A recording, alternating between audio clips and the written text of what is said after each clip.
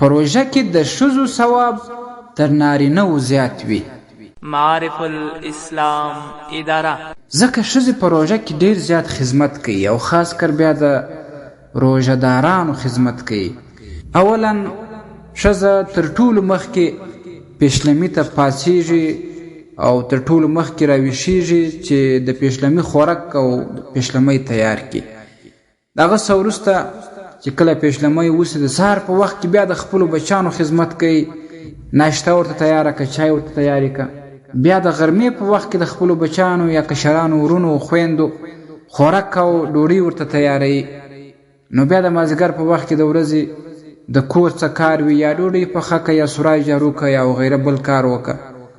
بیا به نو د روژه مات لپاره تیاری نیسي، وریجې پخې که، غوښه پخه که، پالک پخه که، وغیره سبزیات. بیا به دا پخوي.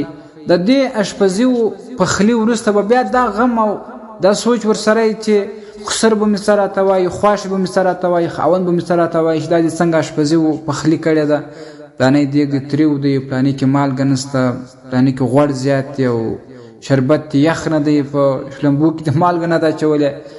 بیا به دا جذبې او دا غصې زغمي.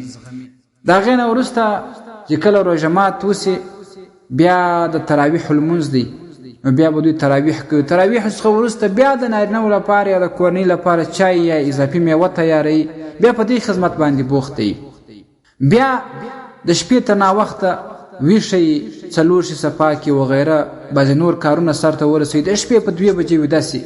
بیا دا غم ورسره کورنۍ دا وظیفه هم په غاړه ورکړې وي چې د پیشلمي لپاره به هم تره ویښوي. نو که یې شپه الله مکړه یا ناوخته سوی وي یا دا ښځه نه یې راویښه سوې، بیا کورنۍ غوسه ورباندې کوي چې تا غږ ولې نه دی راباندې کړی او پیشلمۍ به نه دی کړی، ناوخته دی، دا ده او ها ده.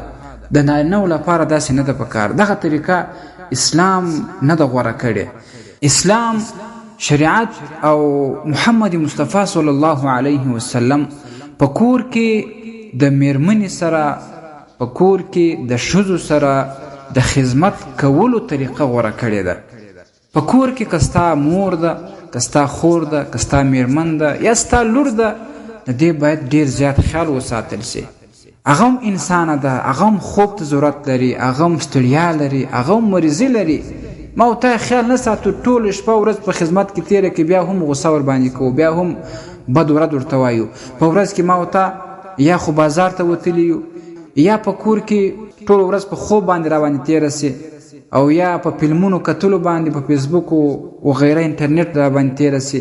دا شان د روژه مات وروسته او تراویح وروسته هم بیا فلمونو ته ناست یو. نو په کور کې باید د خپلې میرمنې سره یا د ښځو سره خدمت وسي. محمد مصطفی صلی الله علیه وسلم هغه د میرمنو سره ډېر ښه چلند کوي. هغه طریقه باید موږ او تاسې هم اختیار کو. سړی باید د ښځو سره په کور کې خدمت وکړي. په صحیح البخاري کې یو حدیث راځي، یو صحابي د حضرت عایشه صدیقه رضی الله عنها څخه دا پوښتنه کوي چې نبی صلی الله علیه وسلم په کور کې څه کار کوي؟ عایشه صدیقه رضی الله عنها ورته وایي کان یکون فی مهنة اهله. نبی صلی الله علیه وسلم د خپل اهل خدمت هم کوي. ګڼ شمېر احادیث په دې کې راغلي دي. نبی صلی الله علیه وسلم د خپل ځان خدمت هم کوي، چې خپل یو ضرورت یو کار پیدا سوی وي هغه خدمت یې خپله کوي. جامه یې څیرې سوې وي هغه جامه یې خپله هم ګنډلې ده. داسې نه چې اوس نبی صلی الله علیه وسلم د خدمت څوک نسو پیدا کولی، بلکې نبی علیه الصلاة والسلام په کور کې دا خدمت کوي، د خپل ځان خدمت یې خپله کوي. په دې خاطر باندې چې د خپلې کورنۍ سره ښه ژوند وکړي، خپل امت ته ښه طریقه د ښه سلوک کولو، د ښه ژوند کولو پرېږدي. ما ورته د محمد مصطفی صلی الله علیه وسلم طریقه پرېښې ده، بس راسو پر ښځو باندې جذبې کوو، پر ښځو باندې زده کړې کوو. داسې طریقه نه یې په کار. راځئ په خپل کور کې په خدمت کولو باندې ونه شرمېږو او پر ښځو باندې ترحم وکړو، شفقت ورباندې وکړو او په کور کې خدمت ورسره وکړو. دا طریقه اسلام غوره کړې ده. دا د محمد مصطفی صلی الله علیه وسلم طریقه ده. په دې طریقه باندې په کورنۍ کې بیا کولی سو چې د خوشحالۍ، د آرامۍ او ښه ژوند وکړو. تاسو د مفتی حکیم الله صابر الحنفي صاحب و اصلاحي بیان ته غوږ واست.